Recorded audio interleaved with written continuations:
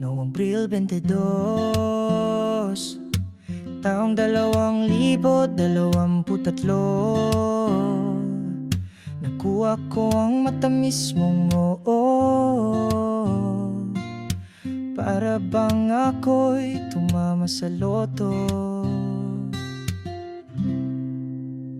dahil ang tulad mong masipag at maganda ay higit pa sa aking pinalangin sa Ama. May diskarte ka sa buhay, sa'yo ako humahanga. Kahit minsan ay tuyuin ka at sobrang kulit talaga. Pero kahit ano pa man yan babe, lalo lang kitang minahal. Araw-araw buong puso kong pinagpapasalamat sa Ama, dahil meron akong ikaw.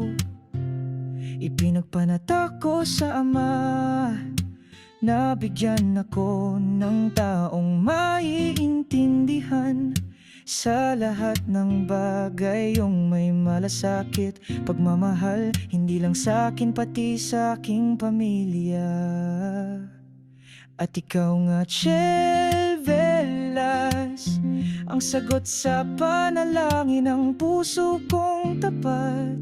Salamat sa pag-aalaga mo sa bawat araw. Ramdam ko ang iyong pagmamahal at pag-aasikaso, sa paghilot mo sa pagod kong katawan, sa breakfast, lunch at dinner na lagi mo sa aking inaalay. Araw-araw mas lalo tuloy kitang minamahal. Ngayon babe, gusto ko nang putulin ang pagiging magkasintahan natin, dahil may tanong akong baon mula pa noong unang beses kitang nakita.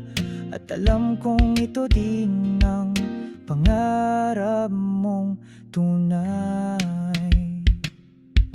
Chel Velas, handa ka na ba na palitan ng apelido mo nang ersando sa harap ng Ama ng puso kong totoo sa'yo, babe?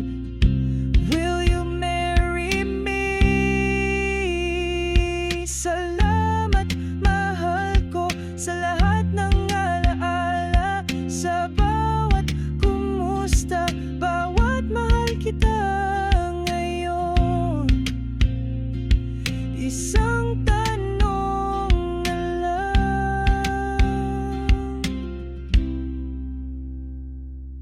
Chel Velas, gusto mo ba akong makasama habang buhay?